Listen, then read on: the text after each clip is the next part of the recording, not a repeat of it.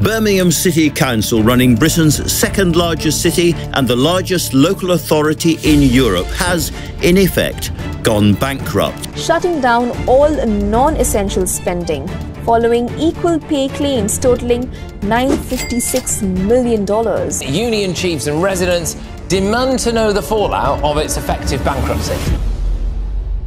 Spojené kráľovstvo zažíva asi najväčšie ekonomické otrasy od poslednej hypotekárnej krízy v roku 2009. Výšky úrokových sadzieb na hypotékach sa začínajú šplhať k 8%. Inflácia v krajine je stále na vysokých číslach, každý 7. človek v krajine sa prepadá pod hranicu chudoby a aby toho nebolo málo, tretie najväčšie mesto v krajine vyhlásilo bankrot. Zároveň Spojené kráľovstvo stojí pred možnou hypotekárnou krízou, ktorá je spôsobená zvyšovaním úrokových sadzieb ich centrálnou bankou. V tomto videu si preto zhrnieme všetky dôležité ukazovatele, ktoré definujú ekonomiku Spojeného kráľovstva. Prejdeme si bankrot Birminghamu, opíšeme si úrokové sadzby, ako aj infláciu v krajine a povenujeme sa realitnému sektoru v Spojenom kráľovstve. Ale ešte predtým budem veľmi rád, ak zvážite odber a like na toto video, čím mi nesmierne pomôžete v propagovaní tohto videa aj medzi ostatných ľudí. Ja už nebudem zdržiavať a my sa môžeme pustiť na video.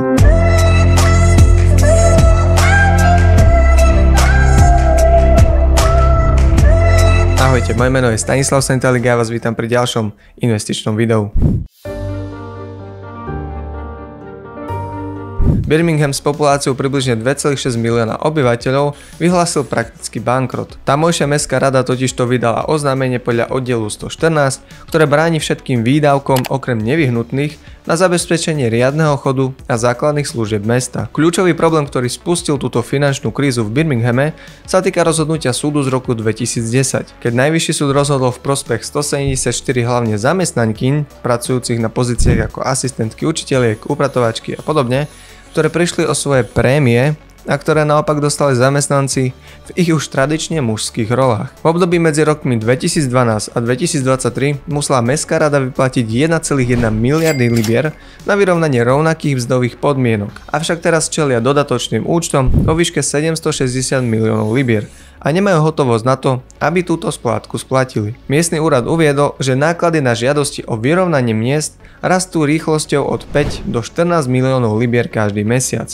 Finančné problémy mesta sa ešte zhoršili implementáciou IT systému Oracle, ktorý mal zefektívniť platby zastupiteľstvu, kde sa očakávalo, že náklady budú stať okolo 19 miliónov libier. Ale po 3 rokoch odkladov sa ukázalo, že celkové náklady dosahujú sumu 100 miliónov libier. Z dôvodu tejto situácie dočasná riaditeľka pre financie rady Fiona Greenwayová vydala oznámenie podľa oddielu 114, ktoré potvrdilo, že nie sú dostatočné zdroje na poskytnutie výdavkov na zarovnanie mzdy a neexistujú žiadne iné prostriedky na splnenie záväzku. Miestne samosprávy v Spojenom kráľovstve nemožno priviesť do bankrotu ako takého, ale vydanie tohto oznámenia sa často označuje ako teoretický bankrot, čo znamená, že už nemôžu prijímať nové záväzky týkajúce sa výdavkov a rada musí prehodnotiť ďalšie kroky do budúcna v lehote 21 dní. Väčšina samospráv v takomto prípade schvaľuje upravený rozpočet, ktorý znižuje výdavky na služby. Po celé 10 ročia miestna samospráva ukrajovala zo mzdy svojim nízkoplateným pracovníčkam,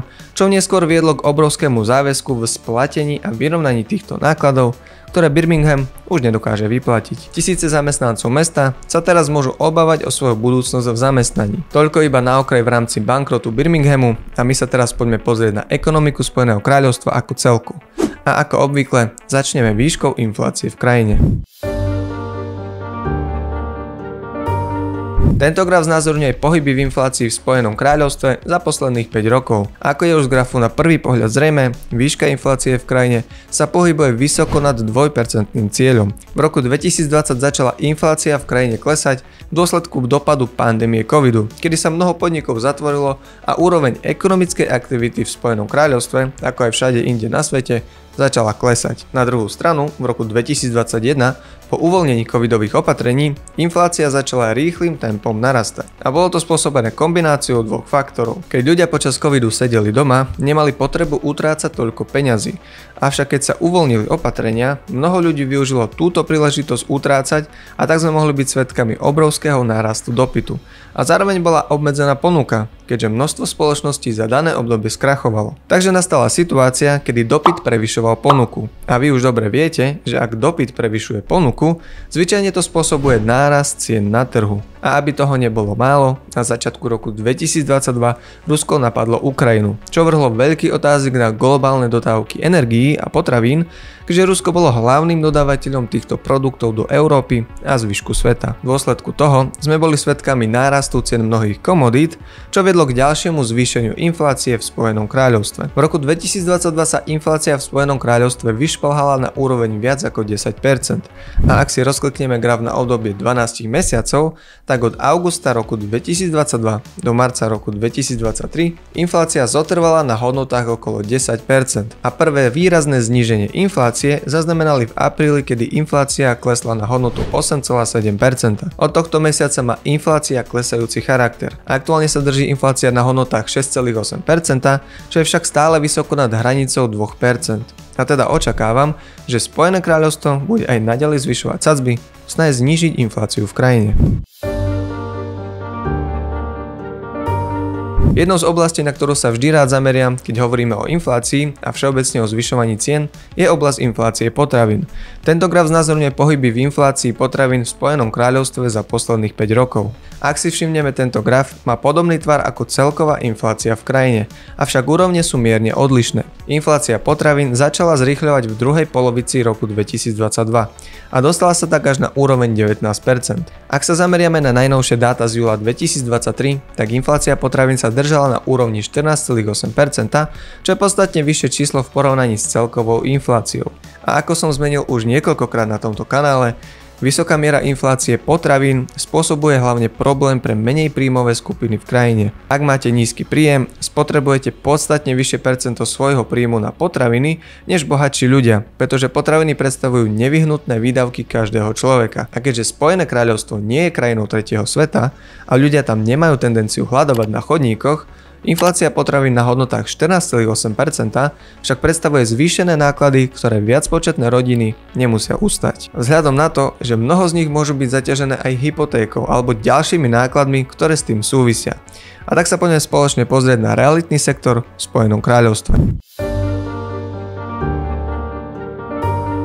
Mesačná správa o cenách nehnuteľností za august roku 2023, ktorú vypracovala inštitúcia Nationwide, ktorá zároveň patrí medzi najväčších poskytovateľov hypoték v krajine, ukazuje, že ceny nehnuteľností poklesli medziročne o 5,3% a ide o najväčší ročný pokles od júla roku 2009, kedy sa svetom prehnala hypotekárna kríza. Ceny nehnuteľností klesli za mesiac august o 0,8%, čo je najväčší mesačný pokles od marca a nadväzuje to na pokles 0,3%, ktoré zaznamenali v júli tohto roku. A dôvod, prečo je to pre Spojené kráľovstvo dôležitý ukazovateľ je ten, že mnoho obyvateľov Spojeného kráľovstva má záujem vlastniť nehnuteľnosť. Tento graf nám naznačuje úrovne vlastníctva domov v Spojenom kráľovstve. A môžeme si všimnúť, že viac ako 2/3 obyvateľov vlastní nehnuteľnosť. A toto je hlavný problém pre Spojené kráľovstvo. Podobne ako na Slovensku, mnoho obyvateľov si myslí, že najlepšia investícia je do bývania a že potrebujú vlastniť nejakú nehnuteľnosť, či už je to dom alebo byt. A jeden z dôvodov, prečo si každý chce nakúpiť práve nehnuteľnosti, je ten,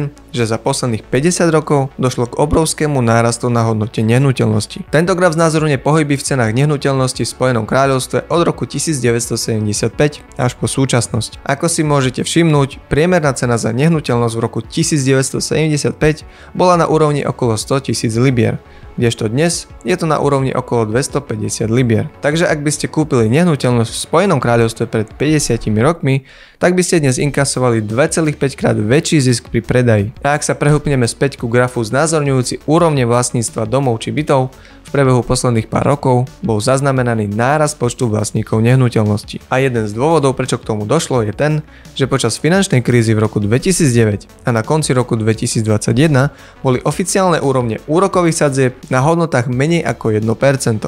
A to znamenalo, že hypotéky boli ozaj lacné, takže ľudia si požičiavali veľké množstvo peňazí za malé náklady. Na druhú stranu v priebehu posledných mesiacov sme mohli byť svedkami rapidného navyšovania sadzieb v Spojenom kráľovstve, čo samozrejme posunulo ceny hypoték na vyššie úrovne. Tento graf znázorňuje pohyby úrokových sadzieb na hypotékach v priebehu posledných 5 rokov. Medzi rokmi 2019 až roku 2020 sa pohybovali sadzby na hypotékach okolo 4%, ale v skutočnosti bolo mnoho hypoték ponúkaných za sadzby blízke hodnote 1%, čo je naozaj nízka hodnota úrokových sadzieb. A bolo to zapričinené tým, že v Spojenom kráľovstve si môžete vziať hypotéku na 1, 2, 3, 5, 10 rokov, kdežto keď si v Amerike beriete hypotéku, tak si ju môžete zafixovať na celú dobu splácania, a to na 30 rokov. A najobľúbenejšou formou fixácie hypoték v Spojenom kráľovstve sú krátkodobé fixácie. Takže ľudia si fixovali hypotéky na 1, 2, 3 roky a spôsob, akým tieto hypotekárne spoločnosti v Spojenom kráľovstve operujú, je ten,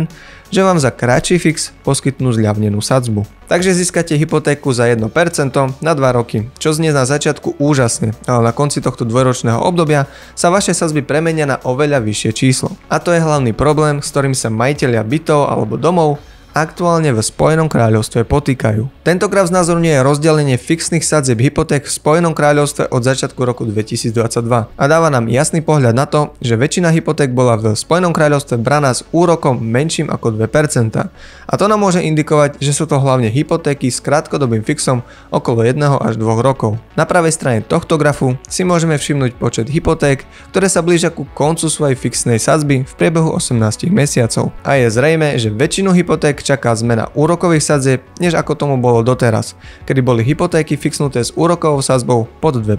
Ak sa teraz pozrieme na to, na akých hodnotách sú úrokové sadzby na hypotékach aktuálne v Spojenom kráľovstve, môžeme si všimnúť, že sú blízko 8%. Takže ľudia, ktorí kúpili nehnuteľnosť a aktuálne ju majú fixnutú na krátke obdobie so sadzbou pod 2%, tak by sa mali pripraviť na zvýšenie ich splátky hypotéky. A to bude samozrejme veľký problém, keďže väčšine ľudí, ktorí majú hypotéky, predstavujú splátky týchto hypoték najväčší mesačný výdavok. Tento graf znázorňuje pohyby v úrokových sadzbách v priebehu 5 rokov. Na tomto grafe si môžeme všimnúť, že v roku 2019 bola výška úrokových sadzieb v Spojenom kráľovstve na hodnotách 0,75%. Po príchode pandémie covidu sa znížili úrokové sadzby na hodnotu 0,1%. A tieto sadzby ostali na týchto hodnotách do decembra roku 2021, kedy sa navýšili sadzby na hodnotu 0,25%. A od tohto dátumu sme mohli byť svedkami po sebe idúcich 14 zvýšeniach sadzieb až na hodnoty 5,25%. A ako si môžeme všimnúť z tvaru tohto grafu, tak Bank of England navyšovala sadzby každý jeden mesiac. Ako sme si mohli z tohto videa všimnúť, realitný sektor v Spojenom kráľovstve zažíva veľmi krušné obdobie. Index cien nehnuteľností v Spojenom kráľovstve klesá najrýchlejším tempom od roku 2009, kedy prebiehala globálna hypotekárna kríza, ktorá bola najhorším obdobím z hľadiska bývania za posledných 30 rokov. A práve teraz prebieha podobná situácia v Spojenom kráľovstve. A keďže trh s bývaním podporuje ekonomiku Spojeného kráľovstva, problém sa ešte znásobuje. V Spojenom kráľovstve narastá percento ľudí, ktorí vlastnia nehnuteľnosť. A tým pádom mnoho ľudí sa cíti, že sú bohatí, pretože cena ich nehnuteľnosti stúpa a preto majú pocit, že majú peniaze na míňanie či investovanie. Keď však ceny nehnuteľnosti začnú klesať, ľudí to zjavne vystraší. Začnú sa obávať o výšku svojej hypotéky a budú míňať menej.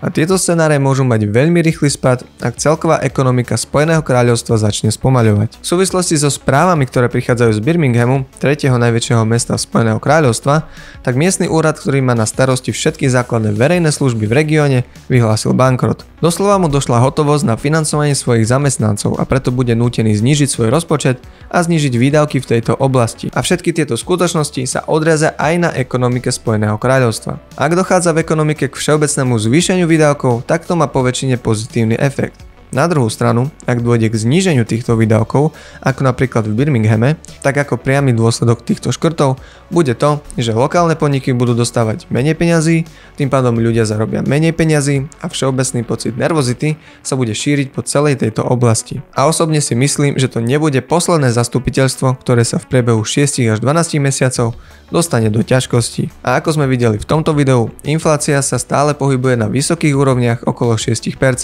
A to bude nútiť Bank of England aj naďalej uťahovať menovú politiku a tým zvyšovať sadzby aj naďalej, ktoré už sa aktuálne držia na hodnotách 5,25%.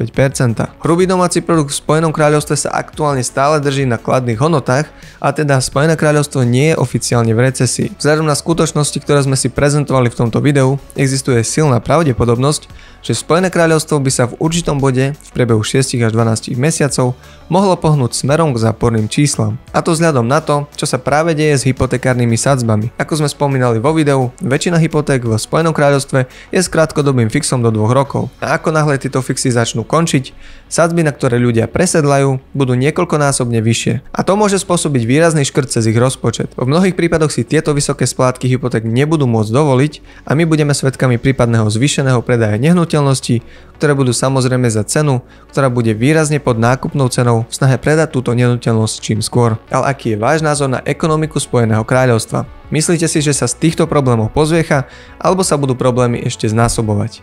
Dajte mi to vedieť dole do komentárov. Ja budem rád, ak ma ohodnotíte lajkom po toto video, zdieľaním s priateľmi, o ktorých si myslíte, že by ich táto téma mohla zaujímať a zároveň mi pomôžete s propagáciou tohto videa. My sa zároveň uvidíme v tomto videu, kde som upozorňoval na problémy v Spojenom kráľovstve už mesiace dozadu. Ja sa s vami lúčim a ahojte.